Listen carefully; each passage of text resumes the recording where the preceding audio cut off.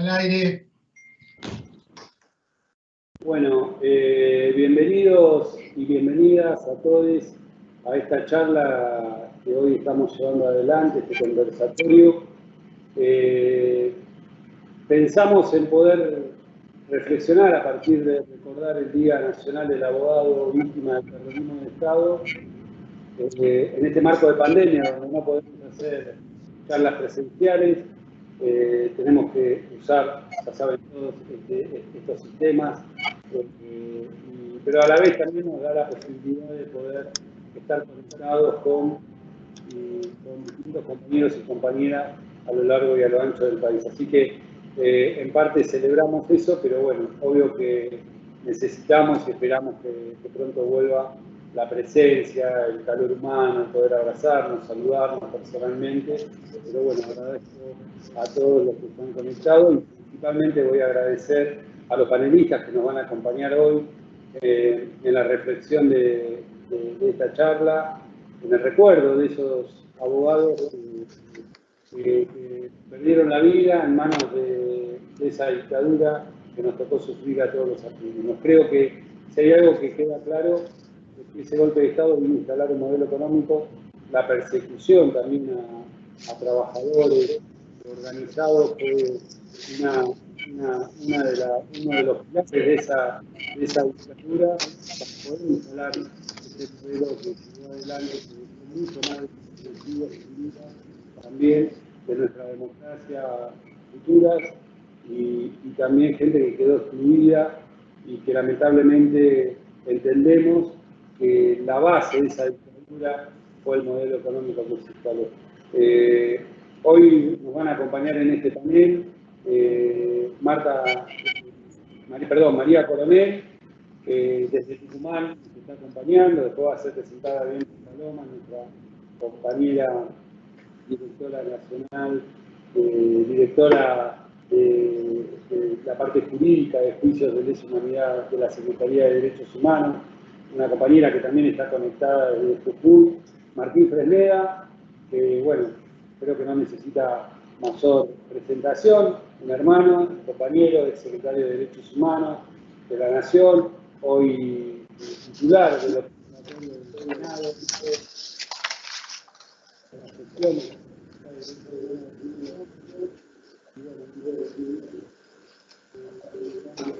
pero, como dije antes, que le estamos compartiendo también desde Córdoba, y obvio hijo también de un abogado, igual que María Coronel,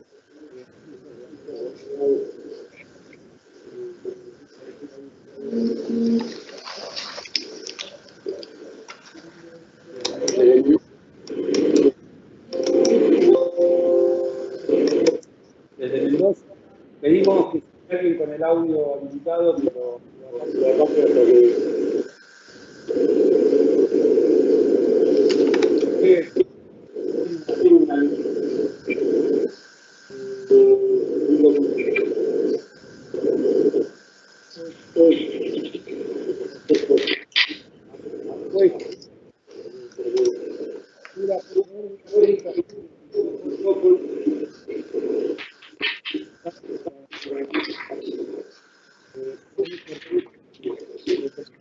Gloria León también, que nos acompaña, una querida compañera. También vamos a escuchar sus reflexiones, un abogado emblemático, Pablo Yonto, también una hermana, un compañero de la universidad, un abogado llevando adelante muchas querellas en delitos de comunidad. Y bueno, por último va a estar Paula Veras, bueno, mira, va a terminar, va a cerrar, digamos, esta mesa de reflexión. Creo que es un día de conmemoración a aquellos abogados que en las peores momentos de nuestro país o mejor dicho, tomaron la profesión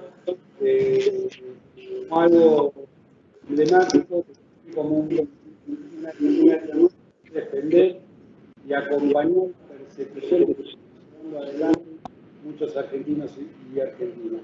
lo mínimo que podíamos hacer en este marco de cuarentena desde la Secretaría de Derechos Humanos es poder armar este conversatorio para reflexionar lo que significó, como dije también, no que lo conozco, se instaló en la ley, pero a lo largo de la democracia. Así que bueno, lo único que iba a hacer yo es dar esta presentación. De vuelta agradecer a todos los que están conectados.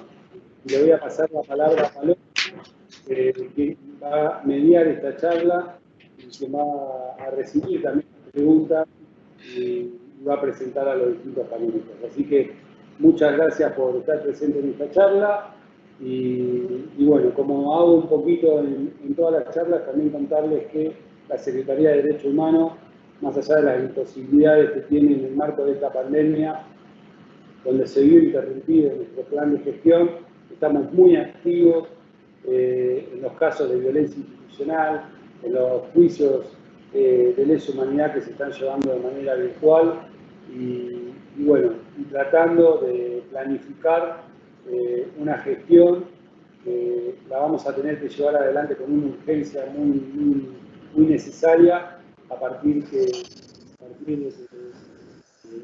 deja la bandera alargada y se sabe con esta pandemia que vamos a empezar a trabajar normalmente. Así que bueno, agradecer a todos de vuelta que estén conectados y le paso la palabra a Paloma. Gracias, Horacio, muchas gracias. ¿Se escucha, compañeros? ¿Compañeros? ¿Me escuchan? Perfecto. Bueno, gracias, Horacio, por esa introducción. Gracias a nuestros panelistas, que la verdad que es un lujo tenerles aquí juntos. Se ve que estamos teniendo un poco de problemas con el audio, así que les pido, si no silenciaron, que por favor silenciemos cada vez que algún compañero tome la palabra, así el resto nos puede escuchar. Bueno, como dijo Horacio, estamos en esta actividad, les agradecemos nuevamente su presencia porque un poco era la actividad que nos invita no solamente a recordar estos 43 años de la Noche de las Corbatas, hecho en Mar del Plata, sucedido en el que fueron secuestrados trabajadores, en su mayoría abogados laboralistas. Queríamos un poco también, no solamente traer sus historias acá, compartirlas, sino también reflexionar acerca del rol, ¿no?, de nuestros abogados desaparecidos y desaparecidas, y también el rol que hoy actualmente tienen nuestros defensores, no solamente los abogados y abogadas, sino todos los que estamos en este proceso de memoria, verdad y justicia. Bueno, como dijo Horacio, la actividad aparte refleja una clara línea de la Secretaría, que es la federalización. Por eso es que hemos invitado a la primera que va a tomar la palabra, es María Coronel. María Coronel es una compañera de Tucumán, que es coordinadora general del Espacio para la Memoria y la Promoción de Derechos Humanos en la Escuelita de Famayá, que como ustedes saben fue el primer centro clandestino de detención que se ubicó recuperado en Argentina. María es además fundadora de Hijo Regional Tucumán, actualmente es secretaria adjunta de los trabajadores de la CTA de Tucumán, y María es hija de José Carlos Coronel, que fue un militante asesinado en septiembre del 76, y de María Cristina Bustos, que fue abogada militante, desaparecida en marzo de 77. También nos acompaña, como mencionó Horacio, Martín Fresneda, que todos lo conocemos. Martín es actual director del Observatorio de Derechos Humanos del Senado de la Nación. Fue secretario de Derechos Humanos de la Nación entre 2012 y 2015. También fue legislador en la provincia de Córdoba. Martín es hijo de Tomás Fresneda y María de las Mercedes Argañarás, que fueron justamente víctimas de la Noche de las Corbatas. También nos acompaña Viviana Beigel, de Mendoza. Vivi, querida compañera militante feminista. Viviana es abogada del Movimiento Ecuménico por los Derechos Humanos de Mendoza, es profesora y docente en la Cátedra de Derechos Humanos de la Universidad de Champagnat, y también es profesora de la Diplomatura de Abordajes en Violencia desde una perspectiva de género en la Universidad de Mendoza. También nos acompaña Gloria del Carmen León, que es una compañera militante, abogada, querellante, representante de la Secretaría de Derechos Humanos de la Nación en Mar del Plata. Gloria también es docente y lleva una trayectoria amplia y larga, también es abogada integrante de la Asociación de Abogados y Abogadas Laboralistas de Mar del Plata. Y finalmente nos acompaña Pablo Yonto, querido compañero, que tampoco necesita demasiada presentación, es periodista y abogado, y es abogado querellante en múltiples causas, no solamente en Capital Federal, sino también en Provincia de Buenos Aires. Así que, bueno, sin más presentaciones, les cedemos las palabras a los compañeros. En primer término va a hablar María Coronel. Hola, ¿qué tal? Buenas tardes. ¿Se escucha ahí? Sí, María. Buenas tardes a todos y a todas. La verdad que es un honor compartir un conversatorio con compañeros y compañeras de semejante trayectoria y semejante militancia. Cuando Paloma me convocó para esta actividad, creo que ha sido mi primera respuesta para Paloma, ha sido, no soy abogada, porque pensaba, sí, soy hija de una abogada desaparecida, pero en realidad, pensando en la trayectoria de los compañeros y las compañeras de la mesa, sentía como, esa fue como mi primera sensación. Entonces, me había parecido interesante, a partir de esa respuesta, pensar o reflexionar un poco cómo es la relación que tenemos en muchos casos quienes estamos en los ámbitos de militancia política en todas sus áreas, cómo pensamos esa relación, o la primera relación, la relación directa con la ley, con el derecho y con la idea de justicia, ¿no? Y no ponerme a filosofar al respecto, pero sí una pequeña reflexión en función tal vez de mi propia experiencia. Y mi experiencia justamente viene de la mano directamente, inicialmente, de la historia de mi vieja. Mi mamá se llamaba Cristina Bustos, María Cristina Bustos, era tucumana, en una casa, se crió en una casa peronista. Mi abuelo también era abogado, fue ministro de gobierno del primer gobierno peronista en la provincia de Tucumán. Y bueno, y fue como un poco seguir a mi abuelo y esa admiración lo que la llevó a ella a inscribirse y a estudiar en la Facultad de Derecho. Pero creo que como la historia con la que yo la ligo en esta cuestión de la profesión tiene que ver incluso un poco antes de recibirse, que ella se recibió en 1971, por relatos. Bueno, obviamente que todo lo que podemos contar, me imagino a Martín le pasa lo mismo, pero lo que podemos ir contando sobre nuestros padres y nuestras madres son los pequeños retazos que hemos ido juntando y hemos ido armando en función de los relatos de otros compañeros y compañeras. Y lo que me contaban de mi vieja siempre era que incluso antes de recibirse, la casa de mi mamá era una casa donde cualquier persona que militaba y que estaba en riesgo en una época en donde ya empezaba a haber detenciones políticas, la casa de mi vieja estaba siempre abierta para tocar el timbre y que sea la primera que te pueda presentar un habeas corpus en relación a esas detenciones. Creo que ahí viene una parte fundamental, sobre todo en quienes se dedican, a quienes son abogados y abogadas actualmente, y creo que eso también lo venimos viendo desde la historia. Hay elecciones que uno va haciendo en relación a cómo quiere que esa profesión o que ese ejercicio se vaya dando.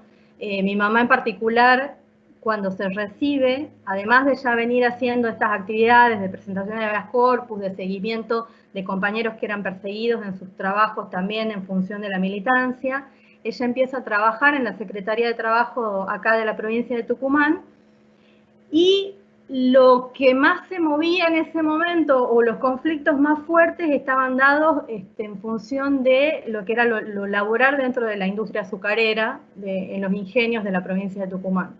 Y ahí también viene esta otra elección que digo yo, digamos, uno piensa y siempre habla de los derechos como que todos tenemos, somos iguales ante la ley, pero bueno, los compañeros sobre todo que se dedican a esto saben específicamente que no todos en general tenemos el mismo acceso a esas posibilidades. En este caso mi vieja tenía para elegir entre, digamos, seguir acompañando por ahí o sostener ciertas situaciones laborales que se daban por parte de los dueños de los ingenios, o defender y dedicarse a asesorar a quienes eran la última cadena dentro de los ingenios azucareros de la provincia, que son los obreros del surco, que históricamente han sido explotados laboralmente. la elección, creo, y que era una elección que ya iba marcando el camino de su militancia, fue la defensa de los trabajadores y las trabajadoras, y que se dio también junto con un inicio de su militancia dentro del peronismo de base. Sí, es verdad que la situación y la realidad en la que empezaron a ejercer su profesión muchos de estos compañeros y compañeras tenía que ver también con que se iban cerrando todos los pasos que uno podía tener para ejercer el derecho, ejercer esa profesión, y también entraba en discusión o en disputa otra cosa que a mí me parece interesante en relación a mi propia relación con la ley y la justicia, que son las construcciones colectivas en función a esa pelea por esa justicia. Mi mamá formó parte del grupo de peronismo de base que en algún momento opta por el ingreso a Montoneros, digamos, que empiezan ya con una militancia en otro ámbito, que era el de la organización Montoneros.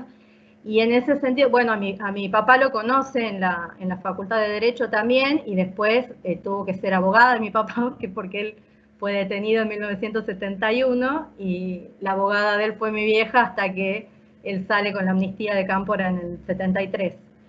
Ellos después se trasladan por la misma militancia a Capital Federal, y ahí es donde mi viejo cae en lo que se conoce como el combate de Calle Corro, el 29 de septiembre de 1976, junto con el Secretariado Político Nacional de Montoneros. Y mi vieja, bueno, queda desvinculada de la organización durante 6 meses con mi hermana y conmigo, y es secuestrada el 14 de marzo de 1977 con mi hermana Lucía, que tenía 10 meses en ese momento. Las dos son llevadas a la ESMA. Desde ese lugar, por algún tipo de situación, de una suerte especial que por ahí ha tenido mi familia, que no han tenido muchas otras familias que hasta el día de hoy, compañeros y compañeras que hasta el día de hoy están buscando a sus hermanos y a sus hermanas. Mi hermana fue dejada por los mismos militares en una sala cuna de la provincia de Buenos Aires, donde después mi abuela paterna la encuentra unos días después. Y mi vieja está detenida, desaparecida desde ese momento. A partir de toda esa historia, es un poco que la relación que yo voy construyendo con esta idea de la profesión y del derecho mismo, digamos, como herramienta de acción.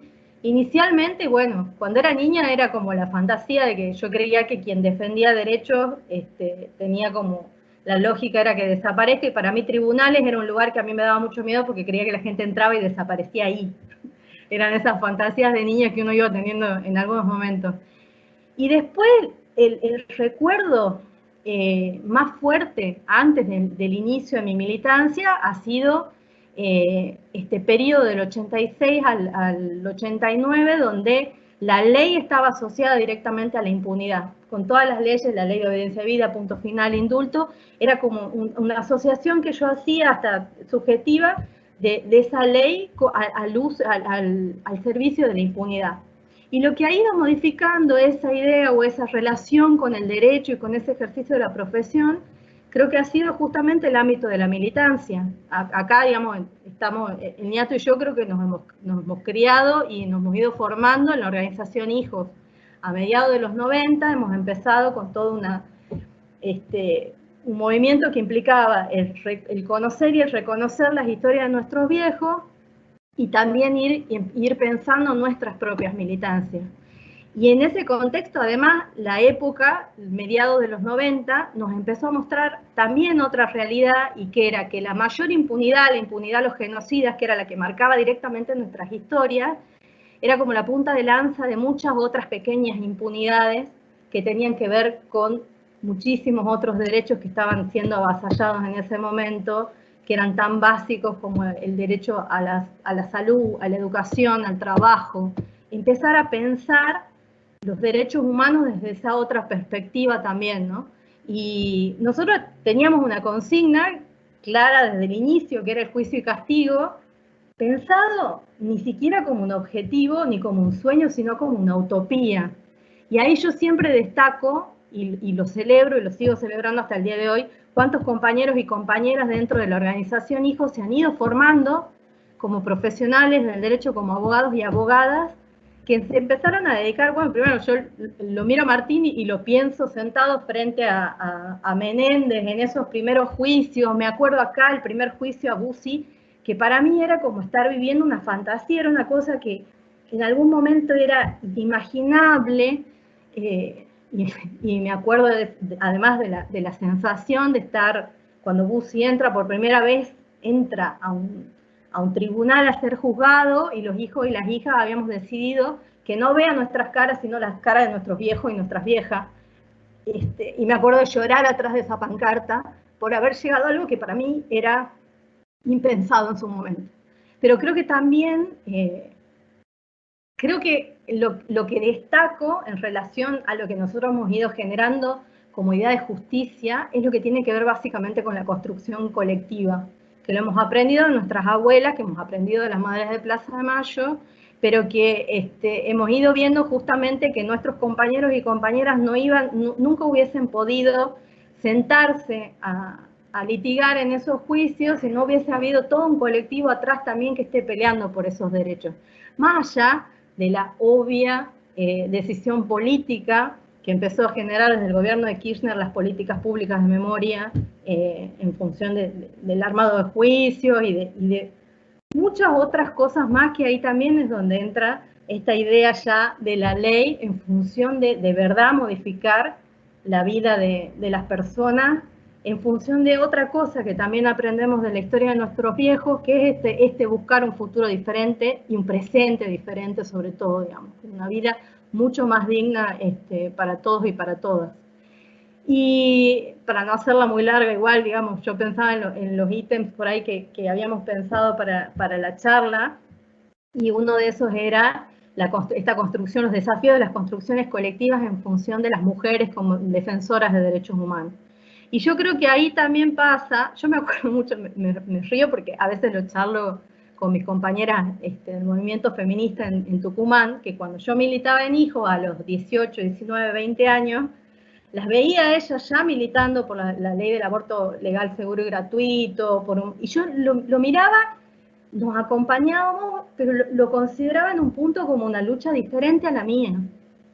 Y creo que en eso también incluso hemos ido aprendiendo. Yo lo que rescato a la hora de estas ideas que tenemos de cómo ir poniéndole el cuerpo a nuestras profesiones, a nuestras ideas, tiene que ver esto de que, así como decimos efectivamente que el terrorismo de Estado se ha ido perpetuando, a veces en algunas prácticas que las seguimos padeciendo hasta el día de hoy con las situaciones de violencia institucional y demás, también tenemos que aprender de la historia y de la historia de nuestros viejos, las continuidades de las luchas y esos aprendizajes que hemos ido haciendo en toda esta construcción militante también que hemos ido haciendo.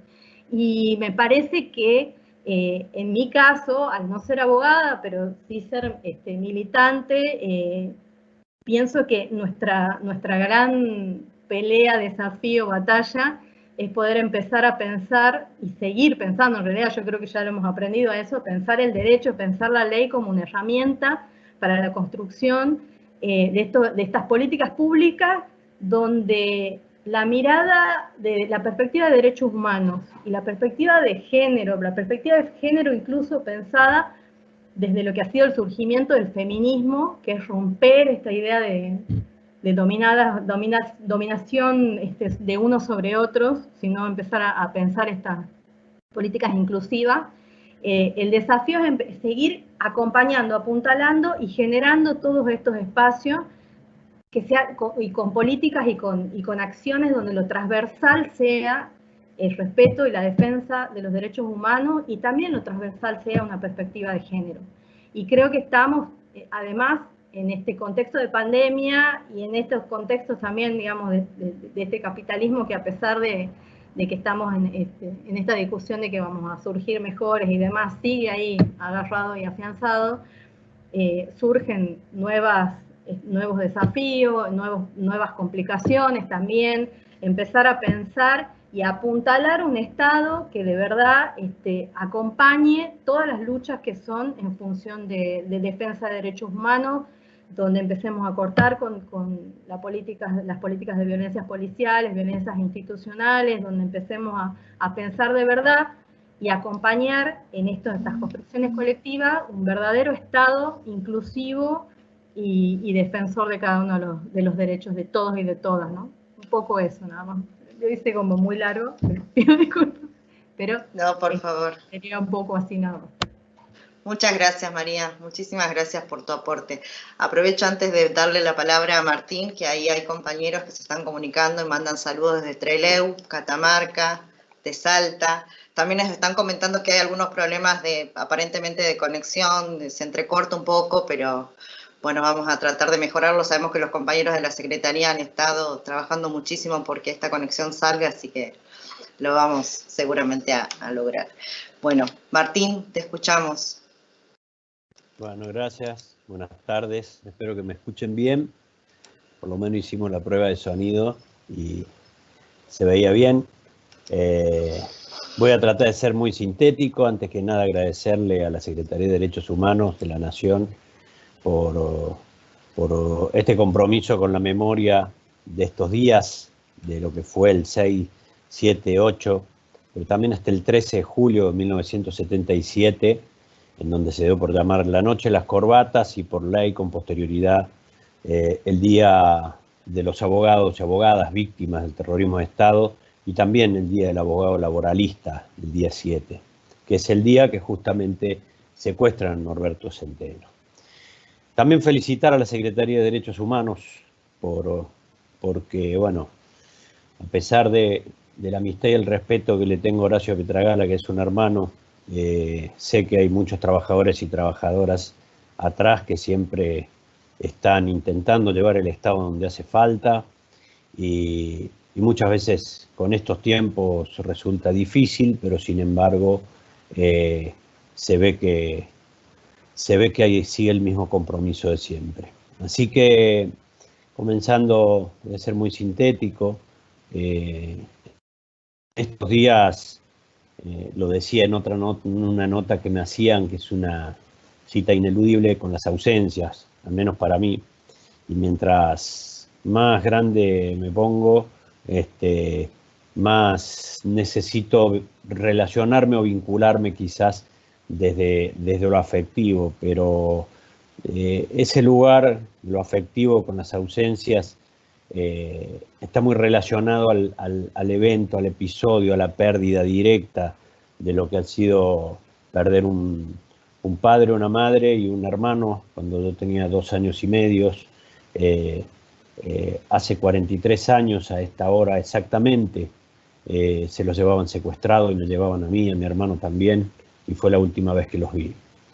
Ese evento, que en sí mismo podría ser un testimonio, dice mucho y dice demasiado en cuanto a que se llevaron los abogados, se llevaron su familia, y ese GADA 601, ese CNU que utilizó ese lugar espantoso, horroroso que le dieron por llamar la cueva, y que de ahí no salieron con vida, de ahí los llevaron, los subieron en un avión, y la gran mayoría de ellos terminó muertos en los vuelos de la muerte, los tiraron al mar. ¿Por qué los abogados? ¿Por qué estos días nos convocan a celebrar esas memorias, independientemente de las consecuencias, la tragedia en sí mismo que provocó la ausencia en nosotros, que provocó todo lo que ya dijo María, y que entre las cosas que provocó todo eso es justamente el surgimiento de las madres, de las abuelas, de los hijos. En particular nosotros, una nueva generación como emergente en el pedido de justicia, ya tenemos muchos años, casi 25 años de existencia, y que también nos llevó a asumir otras responsabilidades, tal como lo dijo María, no lo voy a repetir, no solamente como militantes, sino las representaciones legales, que seguramente Pablo y los colegas que están en este panel pueden compartir igual que yo. Creo que vale la pena esta memoria en tanto sea una memoria que dialogue sobre el presente de cada uno de nosotros. Nunca hemos concebido una memoria como lo hicieron los españoles, una memoria estática, una memoria reconciliatoria tan solo con el pasado y divorciada del presente, esas memorias estáticas que pusieron distintos eventos trágicos silenciados por un valle de los caídos. Los argentinos, como proceso de justicia transicional, diría que tuvimos el defecto que se convirtió en una virtud, y esa virtud empieza a ser primero el juicio a las juntas militares, está la causa 44, la causa Camps, y después la ley de vencedor y punto final, y los indultos que truncaron ese proceso de justicia, y que luego, bueno, con los planteos de inconstitucionalidad que iniciamos allá en la causa Aguiar de la PACO, solución amistosa ante Comisión Interamericana, generamos un espacio, yo diría, un proceso de investigación y juzgamiento que se abrió en los juicios de la verdad, y que luego de ganar en la causa Simón y en la cantidad de causas que hemos planteado a nivel país, que habíamos logrado incluso lograr fallos de inconstitucionalidad de las leyes previo a la sanción de la ley 25.778 y 79, que son las que se promueven ya con la llegada de Néstor Kirchner y con la nueva Corte Suprema que le ratifica la constitucionalidad de dicha ley. La ley 25.778 es la que anula la ley de obediencia civil y punto final. Y ese proceso culmina una etapa de impunidad, o sea, de obstáculos, y inicia una etapa nueva de juzgamiento. Y yo creo que a esta altura lo más importante de todo ello es cómo hemos cristalizado de alguna manera todo, cada uno de su lugar, una sociedad muy atenta a lo que fuimos haciendo, una sociedad que lentamente fue pasando sobre su tamiz la cantidad de versiones y de generación de confusión en la sociedad argentina, como fue la teoría de los dos demonios, como fueron las teorías de que por algo habrán hecho, o que no estaban, los desaparecidos se habían escapado del país, habían abandonado a sus hijos. Todo eso se fue claramente derrumbando con eventos, con episodios, con testimonios y por sobre todas las cosas con sentencias, con juicio de la Constitución. Yo creo que esa etapa de erradicación de impunidad. Ahora, ¿qué es lo que queda en una etapa, yo diría, posterior a la del juzgamiento? Y yo creo que debemos poner mucho énfasis en cuál fue el objetivo de por qué los mataron los abogados. Y ahí es donde creo que nos lleva a un debate vigente. Cada vez que asoma un gobierno neoliberal, no tienen la originalidad suficiente y van y tocan la ley de contrato de trabajo. La ley 20.744, que genera los institutos más importantes en las conquistas de los trabajadores.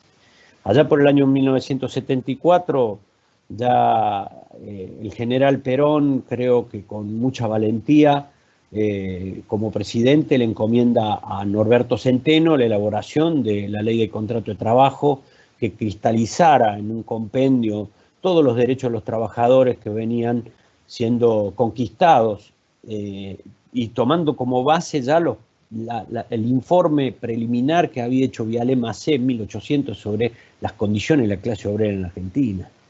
Y desde ese entonces fue muy importante cómo el movimiento obrero argentino fue logrando conquistas que luego se terminan plasmando en un compendio, en una ley tan importante como ella, que consagra institutos como la estabilidad del trabajador. En un debate profundísimo, que incluso Norberto Centeno termina resolviendo que la estabilidad no debía ser absoluta porque era una fase posterior, la estabilidad absoluta de los trabajadores.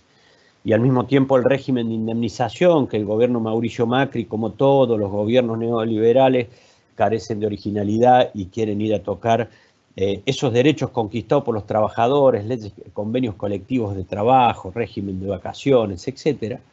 Y que realmente la dictadura militar con posterioridad deroga 24 artículos.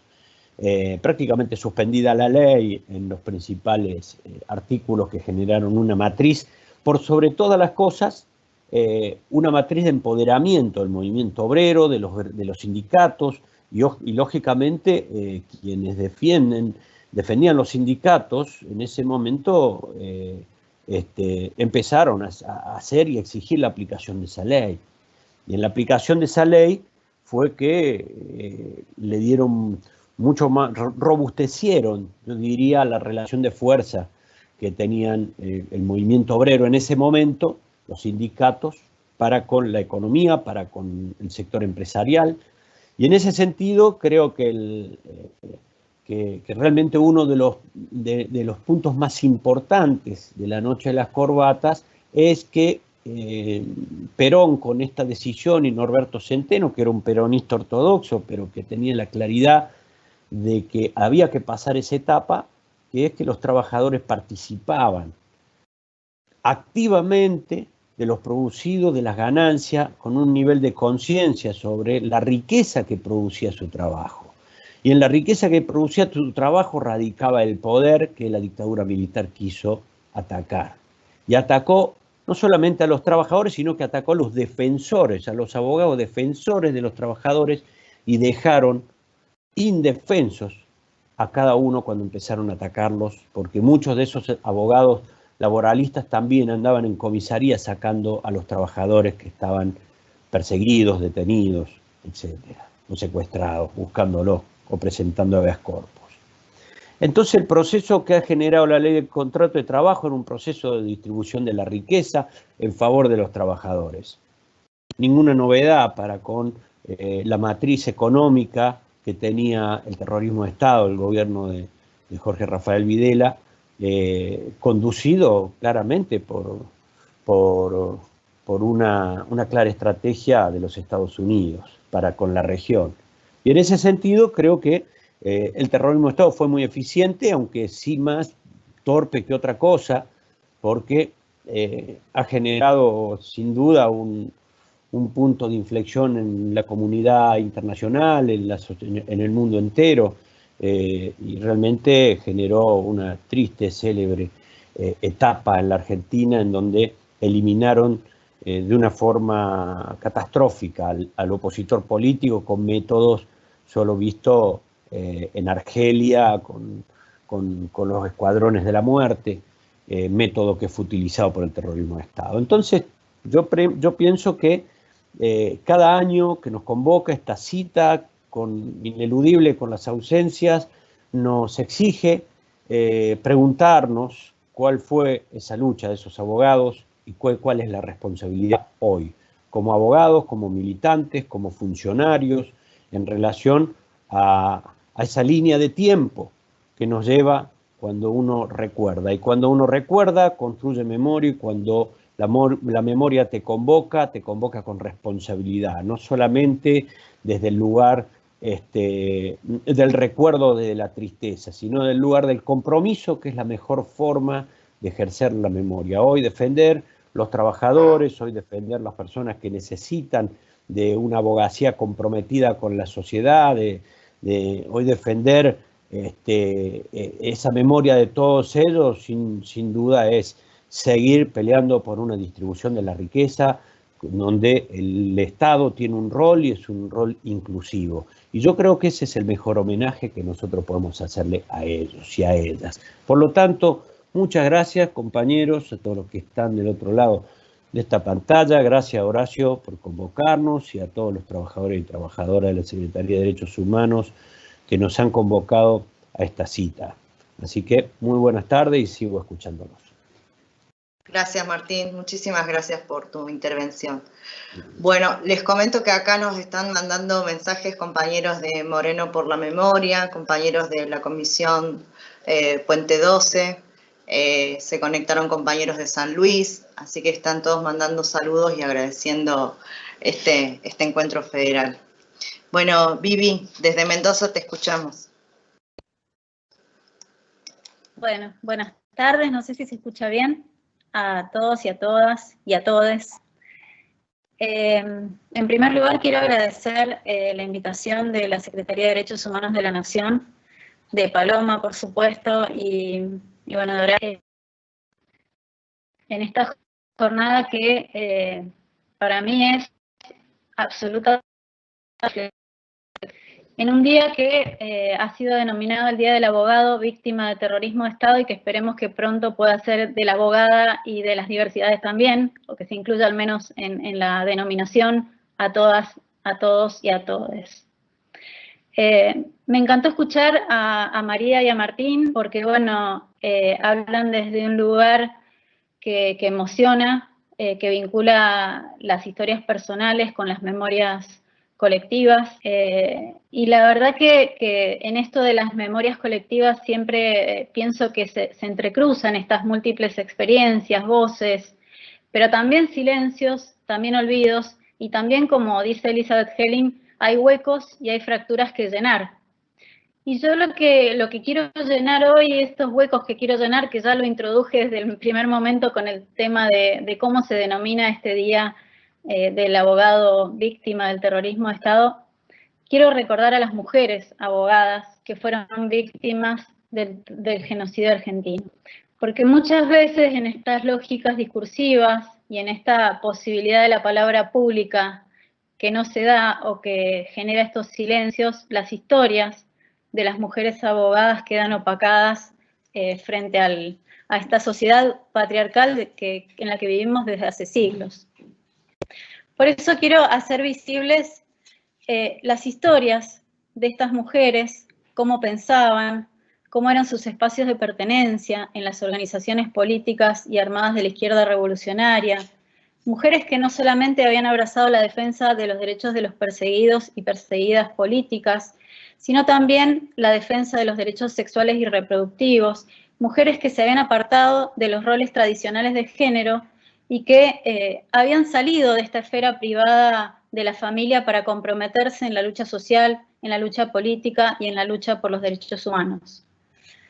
Por eso quiero dar cuenta de la vida de estas mujeres de los años 60 y 70, que se involucraron tanto en los feminismos como en los derechos humanos, reclamando el derecho a decidir sobre sus propios cuerpos y que se opusieron a las opresiones del sistema patriarcal a través de lo que se daba dentro de estas organizaciones políticas de la izquierda revolucionaria, con estas ideas de luchar por un mundo mejor, pero por una familia que era conformada desde un punto de vista revolucionario. Ellas vincularon su actividad profesional, estas abogadas, con su actividad política, a través de varios actos de defensa de compañeros y compañeras, pero quedan profundamente marcadas junto a sus compañeros con la primera desaparición forzada, que es la de Néstor Martins en 1970, y luego con el asesinato por parte de la AAA de Rodolfo Ortega Peña en 1974. Entre estas abogadas, mujeres desaparecidas, quiero recordar a Graciela Beretta, detenida desaparecida en diciembre de 1976, María Teresa Bernasconi, María Cristina Bustos, mamá de María, Elda Calabró, Graciela Doldán, Norma Falcone, y las voy a nombrar porque creo que hay que nombrar y visibilizar. Mónica Fernández, Teresa Israel, Nelly Cruz, Nelly Ortiz, Edith Peirano, Carmen Pellegrini, Nora Peretti, Amanda Prato, Manuela Santucho, María Saúr de Galupo, Mónica Steingart, Marta Taboada y Esther Wegerman. Son todas abogadas detenidas desaparecidas y respecto de las cuales no conocemos su destino final.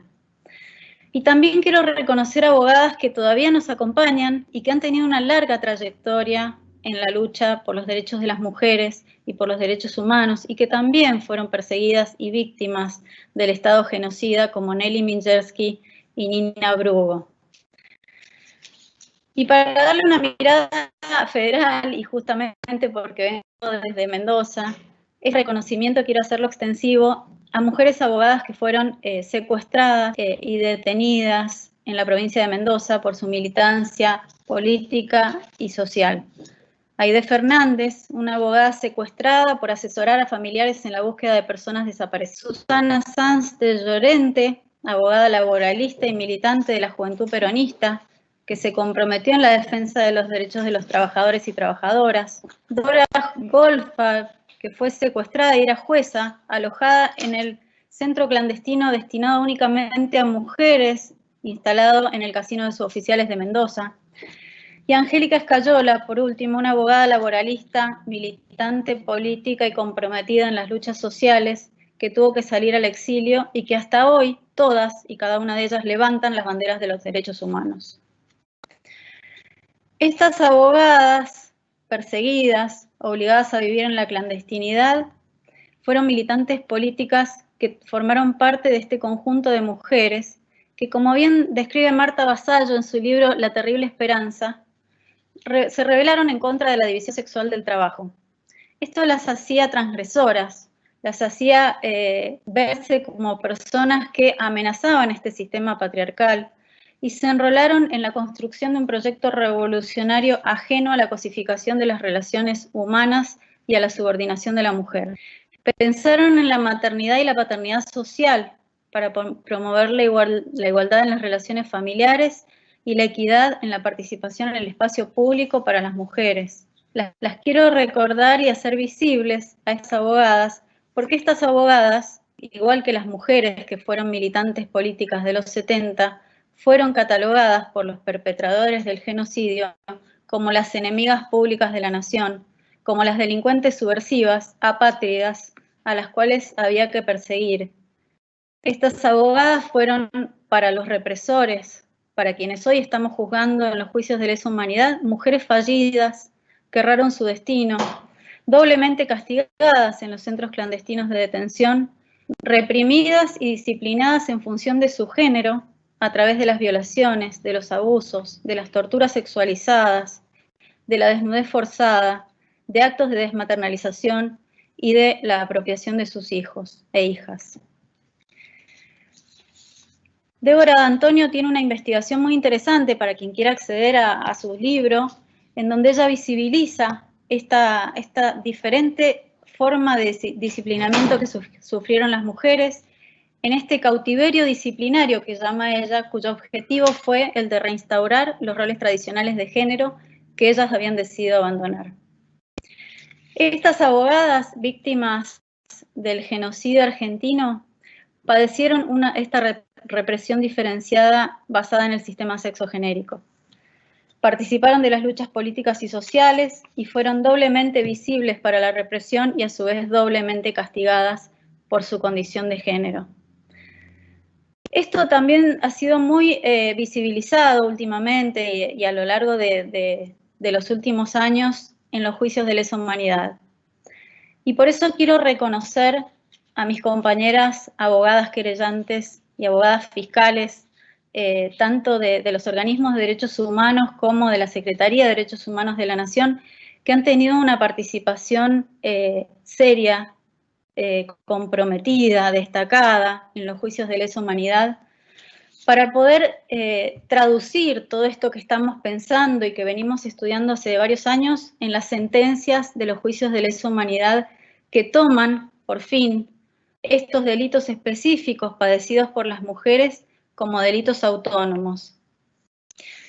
Estas abogadas, mujeres que hoy querellan y que hoy trabajan como fiscales en los juicios de lesa humanidad, se especializaron, profundizaron sus estudios para dar cuenta de cómo fue la verdad histórica y para hacer visible la represión sexualizada que padecieron las mujeres que fueron víctimas de la dictadura militar.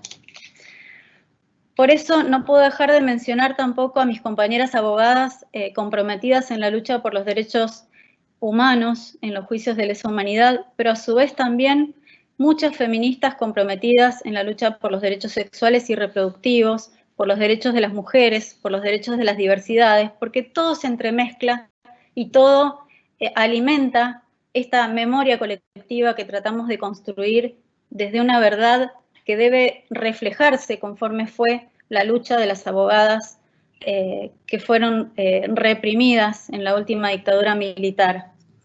Y entre ellas, por supuesto, mencionar a Guadalupe Godoy, a Ana Pipio Berlín, a Lucía Pujol, a Lilian Luque, a Nadia Schuchman y a Paloma también, que siempre ha estado con nosotras, con Elizabeth Gómez Alcorta en los juicios de lesa humanidad. realmente el trabajo que se ha podido desarrollar por la participación de las mujeres abogadas en los juicios de lesa humanidad ha generado una mirada con perspectiva de género en distintos tribunales orales de la Argentina, dando lugar, por ejemplo, a la sentencia en la causa Molina, o en la causa Zambelli, o en la causa Barcos.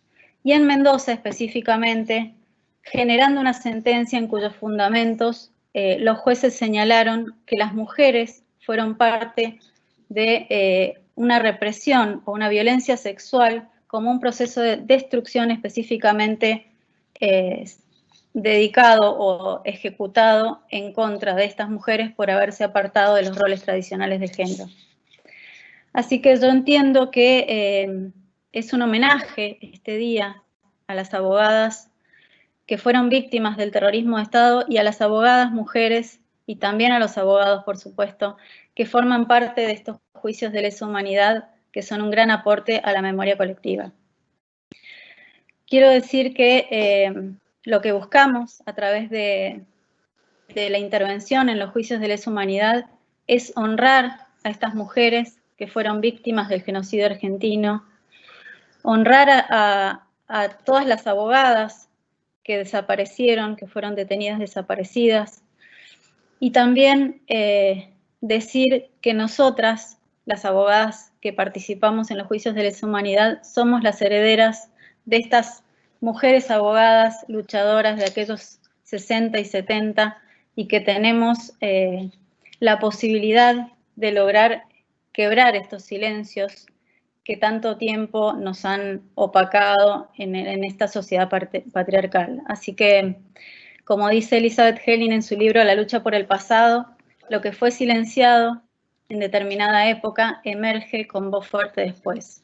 Así que, por las mujeres abogadas víctimas del genocidio argentino, hoy más presentes que nunca, las abrazo y las recuerdo con mucho cariño y con esta necesidad de dar cuenta de lo que hicieron y de lo que fueron.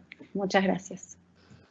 Muchísimas gracias, Vivi, por tu intervención muy clara y fundamental, tu aporte aquí en esta mesa, en este encuentro, sobre todo porque, tal como vos lo marcaste, si bien muchísimas compañeras han impulsado y han trabajado, ¿no?, por visibilizar este disciplinamiento que hubo durante la dictadura cívico-militar hacia las mujeres, lo cierto es que aún todavía muchísimas jurisdicciones no han condenado por estos delitos, y esto también es parte de la consigna hoy de la Secretaría de Derechos Humanos de impulsar estos juicios que todavía nos quedan pendientes.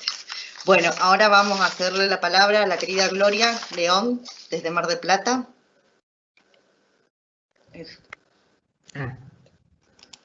Bueno, buenas tardes a todos. Gracias por pasarme la palabra. ¿Se escucha bien? Porque acabo de encender el micrófono. Sí. Bien. Yo quiero hacer referencia en este día a lo que significó y significa en el presente lo que los perpetradores autodenominaron la noche de las corbatas. Ese grupo de abogados que fueron, decimos abogados porque, bueno, fueron abogados. Estoy de acuerdo con que en un futuro, por ahí sea el día del abogado y la abogada víctima del terrorismo de Estado, ¿no? Pero especialmente el 7 de julio se conmemora el Día del Abogado Laboralista, porque justamente fue un grupo de abogados de distinta afiliación ideológica, y eso marca el verdadero objetivo que tuvo la dictadura cívico-militar. Más allá de esos discursos ultranacionalistas y de defender la bandera argentina, que no sea sacada o desechada por el sucio trapo rojo, no, el objetivo era eliminar a todo aquel abogado, en este caso, que defendía a la clase trabajadora. El objetivo era eliminar a la clase trabajadora organizada, para de esa manera disciplinar a la sociedad toda, independientemente de la afiliación político-ideológica de los abogados, porque tenemos desde un peronista ortodoxo, como fue Norberto Centeno, a otros de filiación, como decían despectivamente, y aún hoy despectivamente zurdos, como puede ser el doctor Candeloro, que era del PCR, del Partido Comunista Revolucionario, que sin embargo fue socio del doctor Centeno.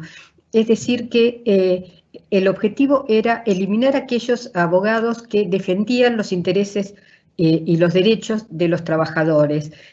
Entonces, lo que vemos es que en esta embestida brutal contra un grupo de abogados, en realidad la embestida fue contra el conjunto de los trabajadores, porque para de esta manera dar un ejemplo disciplinador, y porque en definitiva lo que estaba en juego eran los intereses económicos que se sentían afectados por la actuación de estos abogados, como puede ser el caso de, si bien no fue víctima de este grupo, el doctor Moreno de Olavarría, por lo cual el Ministerio de Trabajo de la Provincia de Buenos Aires acaba de poner el nombre a delegación del Ministerio de Trabajo de la Provincia de Buenos Aires en Olavarría el nombre del doctor Carlos Moreno, y a la delegación del Ministerio de Trabajo de la Provincia de Buenos Aires en Mar del Plata el nombre del doctor Norberto Centeno, como una reivindicación de esos abogados laboralistas que se enfrentaron a los intereses económicos más poderosos en sus respectivas ciudades. ¿Y por qué digo que quiero referirme a esto? Porque la desaparición, la muerte de estos abogados no es un hecho del pasado, sigue ocurriendo porque ellos no están, porque no tenemos respuesta y porque no basta con que un día al año los recordemos, porque esa también es una manera de cristalizarlos en un aparente recuerdo y en realidad es un olvido. Lo que ellos hicieron sigue sucediendo y nos sigue interpelando día a día a los abogados y abogadas que nos dedicamos a la defensa de los derechos de los trabajadores en la actualidad. Ahora, en este momento, por ejemplo, en la ciudad de Mar del Plata hay un terrible conflicto con un grupo de trabajadores colectiveros que se enfrentan un grupo a la conducción burocrática y patotera de la Unión Tranviarios Automotor, aquí en la ciudad de Mar del Plata. Y lo quiero enmarcar como si fuera un simple conflicto gremial. Y sin embargo, hay también, junto a este grupo de disidentes, abogados jóvenes que reivindican y que se sienten herederos de la lucha y de los principios que defendían aquellos abogados que hoy recordamos.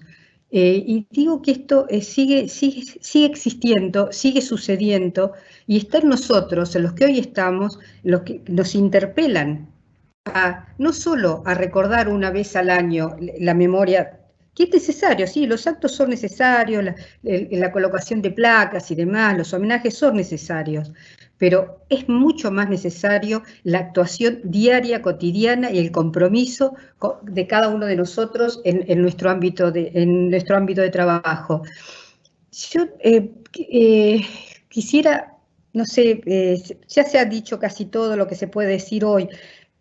Con relación al juicio, porque yo soy abogada y represento a María Eva Centeno y represento a Eleonora Lais en los juicios que se han llevado a cabo acá en Mar del Plata, justamente por la desaparición de estos abogados. Las cuestiones técnicas ya todos las conocemos, y creo que lo que sí quisiera rescatar de cómo llegamos a poder finalmente juzgar, ya van 2 juicios, el primero juicio de la Cueva y ahora el llamado Subzona, que tuvo sentencia en abril de este año, que también se trató el tema de los abogados desaparecidos en la trágica, la llamada Noche de las Corbatas, que en realidad sí es del 7 al 13 de julio del año 1977. Y se pudo llegar finalmente a que se juzgaran la desaparición de estos abogados, porque hubo una construcción colectiva, y retomo las palabras de María al comienzo. Si no hubiésemos podido realizar el juicio por la verdad, tal vez hubiese sido muy difícil poder llegar a los juicios con imputaciones penales concretas para poder dilucidar qué fue lo que pasó y castigar a los culpables de lo ocurrido. Y en esa construcción colectiva que nos llevó mucho tiempo, pero sabíamos que estábamos preconstituyendo prueba y se necesitó la participación de los familiares, de los sobrevivientes, de las víctimas, y también la decisión de los jueces que le pusieron el cuerpo para poder llevar adelante esto en una ciudad como Mar del Plata, en una ciudad en que, por ejemplo, para poder llegar a juicio a la pata civil que colaboró con las Fuerzas Armadas y Fuerzas de Seguridad, pero que comenzaron a asolar y cometer delitos antes del golpe cívico-militar de 76, esos civiles que seguían transitando por la ciudad y nos encontrábamos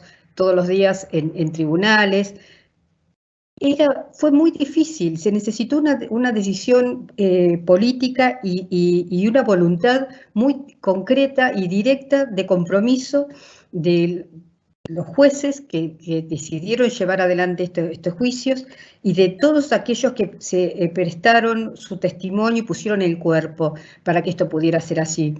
Y hoy Martina hacía referencia, lo hizo así de soslayo a la CNU, a la Concentración Nacional Universitaria. Si bien para el 77 la CNU ya no actuaba directamente como CNU, pero sí algunos de sus miembros fueron y se incorporaron directamente al aparato represivo de los militares, como fue el ya fallecido Chincota, Ushua, que lo estamos juzgando actualmente.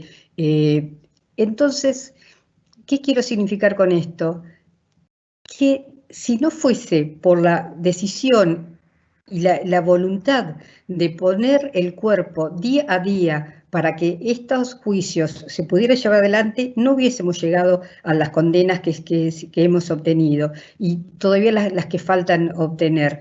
Por eso digo que la desaparición, la ausencia, el hecho delictivo en sí se sigue cometiendo. En el caso del doctor Centeno apareció, pero lo hicieron aparecer, claro, Centeno una personalidad, un hombre reconocido internacionalmente, que no tenía nada que ver con Montoneros y demás, inventaron toda una historia, como que él manejaba los intereses económicos de la organización, y quisieron hacer aparecer como que lo habían secuestrado los Montoneros y que, bueno, el ejército lo liberaba. Y bueno, rápidamente eso, pasaron unos cuantos años, pero ya en el juicio por la verdad y en las causas penales concretas, eso quedó absolutamente desbaratado. Es el único que aparece, pero los demás no están. ¿Cómo seguimos? ¿Cómo poder seguir en una ciudad como esta cuando nos cruzábamos, y todavía nos cruzamos porque hay muchos o hay varios que todavía ni siquiera podemos imputarlos porque no tenemos los elementos necesarios para hacerlo, pero sabemos que por ahí todavía siguen circulando por la ciudad. Entonces, ¿de qué nos sirve hacer un homenaje si no tenemos en cuenta, repito, el compromiso y la interpelación a la defensa irrestricta de los derechos de los trabajadores? Pensemos que de los 24 artículos que la dictadura cívico-militar derogó de la Ley de Contrato de Trabajo, solo algunos han sido repuestos. Y recién en el año 2004, la Ley 25.877 repuso algunos de los artículos y de los conceptos que fueron eliminados por la dictadura. Y sin embargo, no se ha vuelto al espíritu de la ley del doctor Centeno. Tal vez, claro, algunos dirán, bueno, sí, pero la realidad del país no es la misma, entonces algunas cosas... Sí, efectivamente, se podrá rever algunas cosas, pero recién en el año 2004 volvimos a contar, volvimos al sistema aniversario y no calendario para contar el tiempo de prescripción.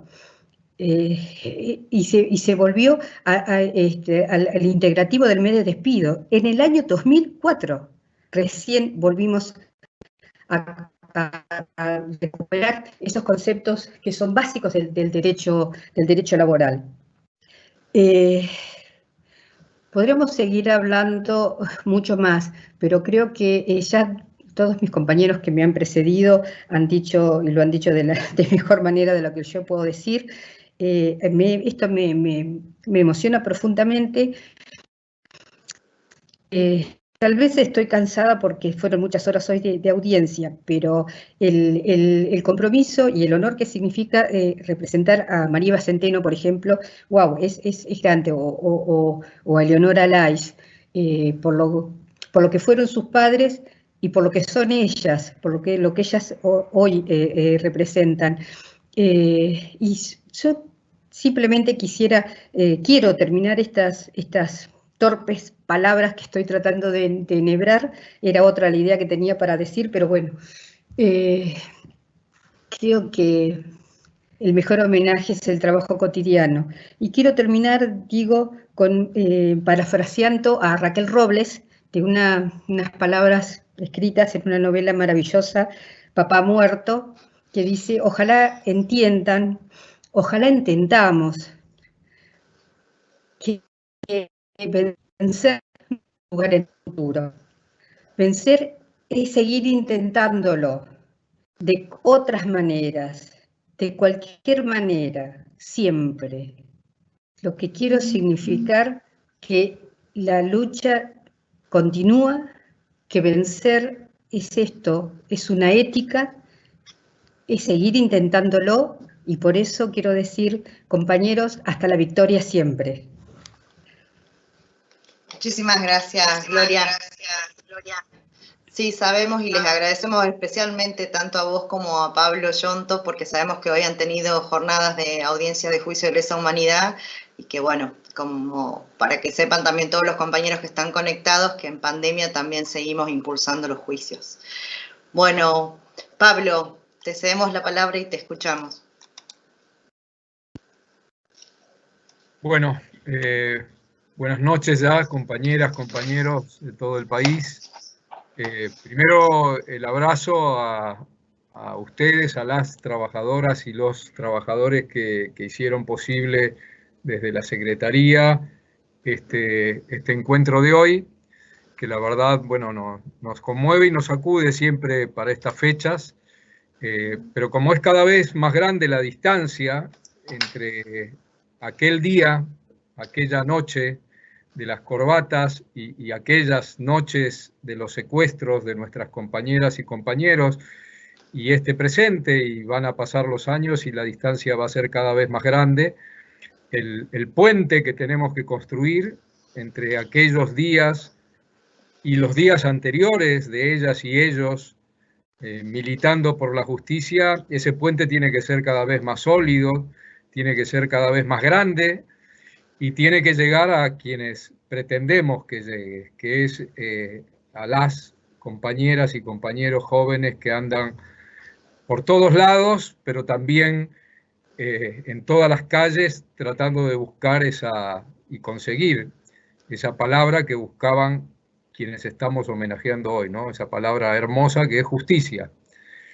Nuestras abogadas y abogados desaparecidos, víctimas del terrorismo de Estado, por supuesto que eran mucho más que un título, eran mucho más que una credencial, eran mucho más que una caminata por tribunales.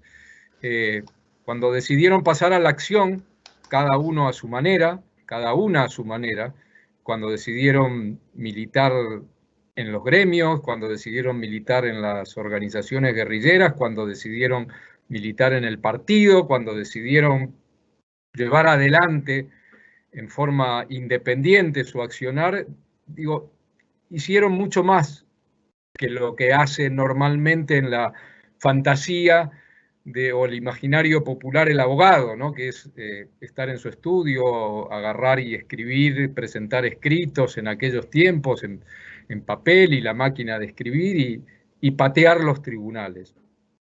Ese salto enorme que dan muchas y muchos de ellos en su juventud, y otros lo dan con el paso de los años, porque entienden a los 30, 35 años o que la revolución está cerca, o que la posibilidad de un mundo distinto está cada vez más cerca, es lo que los diferenció, ¿no? Esas abogadas y abogados que deciden pasar a la acción en otros terrenos.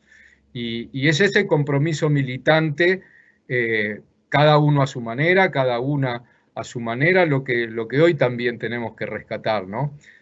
Sin duda que la función y el rol del abogado, y en esto nosotros aprendimos cuando estudiábamos, aprendimos cuando empezamos a caminar por los tribunales y a tratar de leer la mayor cantidad de libros o de escritos o de ensayos o simplemente de papeles de ellas y de ellos. Aprendimos, pero mucho más aprendimos cuando vimos que estas abogadas y estos abogados eran mucho más que eso, ¿no? Y aquella frase de Ortega Peña, cuando siendo diputado, ¿no? Dice, bueno, yo lo que voy a hacer es sacar la banca mía a la calle.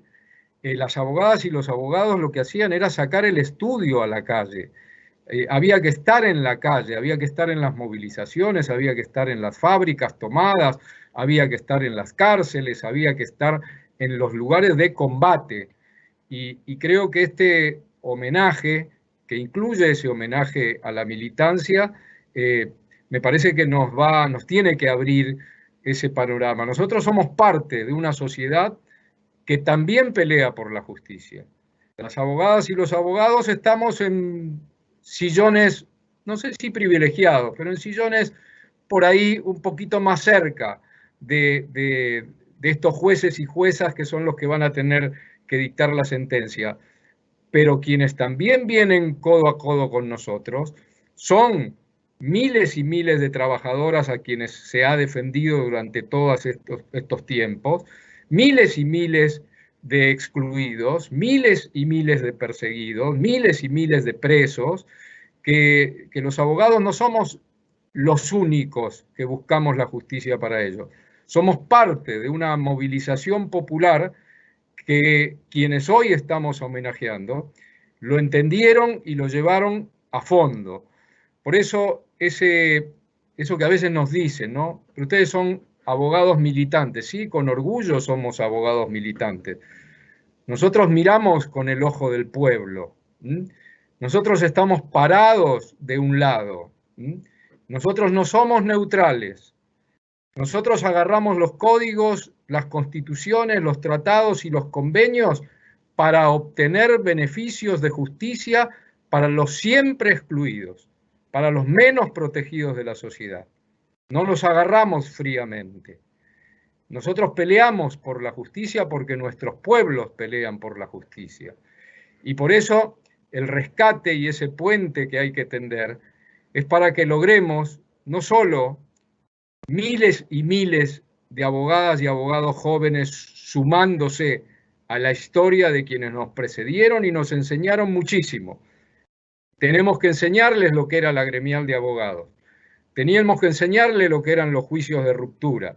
Tenemos que enseñarle cada código, cada ley, cada pelea que se dio para conseguir algún texto mejor en las normas. Sin duda que tenemos que enseñarles, pero tenemos que enseñarle que no somos los abogados de estudio, sino que somos las abogadas y los abogados de la calle, de la pelea y del combate, para terminar con esa desigualdad que ojalá algún día llegue y lo más pronto posible.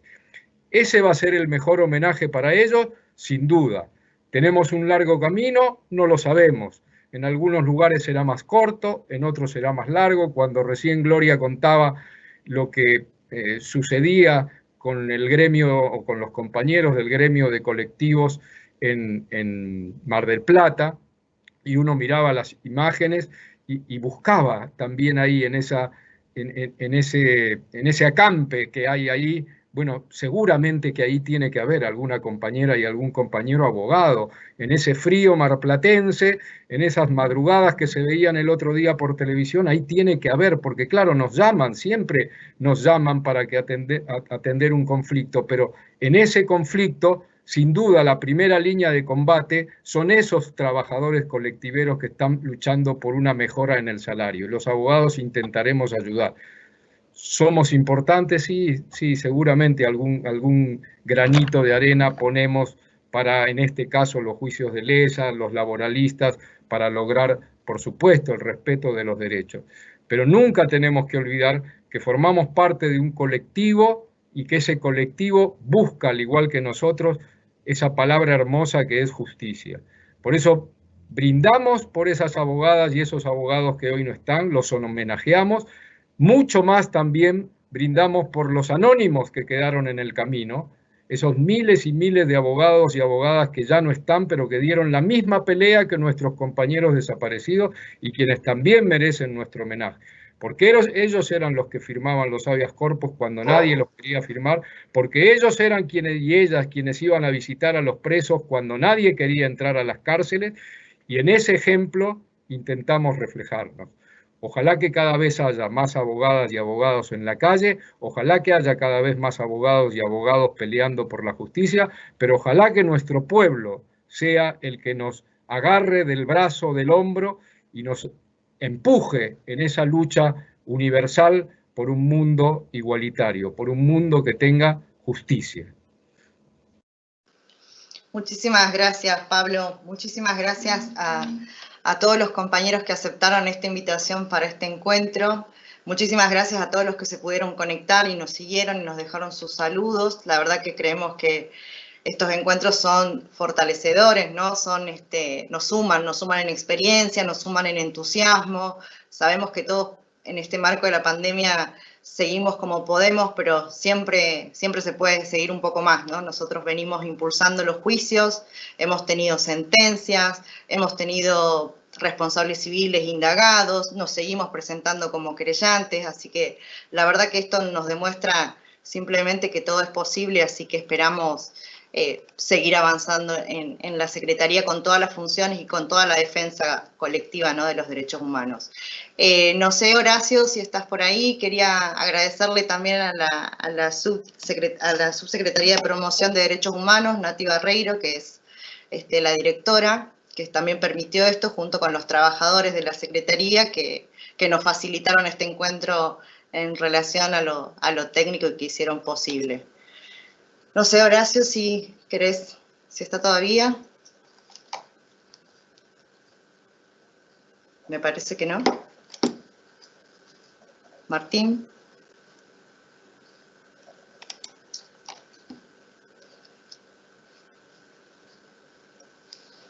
Sí, yo por mi parte, bueno, muy agradecido también para ir cerrando un poquito esto.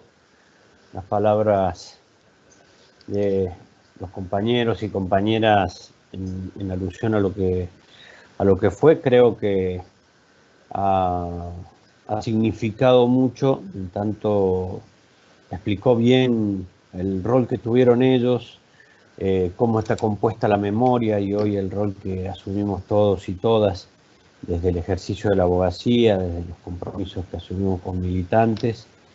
Y creo que, bueno, esa visión de esa construcción que hemos logrado durante todos estos años es patrimonio de todos los argentinos y argentinas.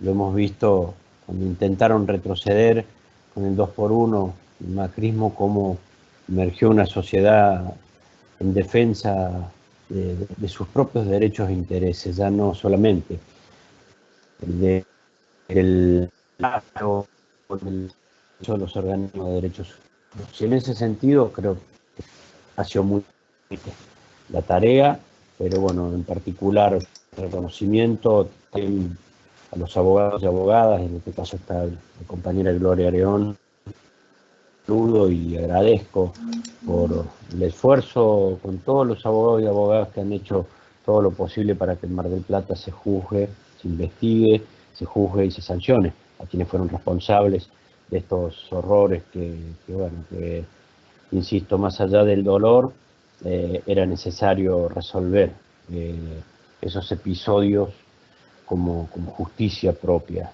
En sí mismo, lo que dice Pablo, es tan importante en cada uno de nosotros lo que nos han dejado y cómo nos han dejado. Los años 80 y 90 esto no sucedía. Por lo tanto, celebrar los logros y lógicamente se pasan los años y creo que es muy importante que cada perspectiva de logro que se van gestando como sociedad se incorporen en la mirada del pasado, pero también de lo que nos pasa. Por eso lo que han dicho las compañeras respecto al movimiento feminista y esta mirada con perspectiva de género de lo que nos ha pasado en el pasado, creo que claramente hay que incorporarla, porque si bien fueron abogados los que fueron secuestrados, también fueron, como en el caso de mi vieja, una militante, porque era compañera, pero también porque era una militante de la izquierda y era una compañera revolucionaria. Llevaron y embarazaron, ya para Marta García Candeloro, y podemos mencionar mucho, también a Vázquez, de muchas compañeras también que han sido víctimas, y no han sido víctimas por ser solamente parejas no fueron víctimas por su compromiso y porque también eran blancos del terrorismo de Estado.